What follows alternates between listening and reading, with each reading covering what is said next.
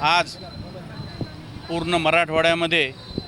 माननीय उद्धवजी ठाकरे यांच्या आदेशानुसार व विरोधी पक्षनेते माननीय अंबादासजी दानवे यांच्या संकल्पनेतून नांदेड जिल्ह्याच्या वतीने खासदार, आमदार आणि सर्व मंत्री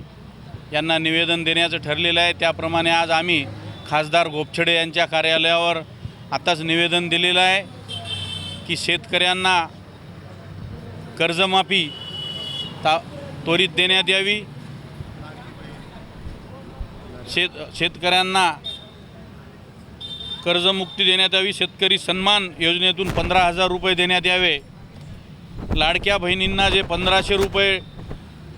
पगार आहे ते 2100 करतो म्हणले होते ते देण्यात यावी, 45,000 गावांमध्ये पांदण रस्ते करणार होते ते देण्यात यावे, असे विविध मागण्या घेऊन आम्ही आज खासदार गोपछडे यांच्या कार्यालयावर निवेदन दिलेलं आहे। आजचं जे आमचं आंदोलन आहे हे संयमानं आहे, लोकशाही पद्धतीने आहे। जर शासनाने हे निवडणुकीपूर्वी जे आम्ही आता सांगितलेले निवेदनामध्ये दिलेले मुद्दे त्यांनी जाहीर केले होते आणि ते जर आता ताबडतोब दिले नाही तर शिवसेना याच्या पलीकडे जाऊन शिवसेना स्टाईलने आंदोलन करेल असं मी जाहीर आवाहन करतो।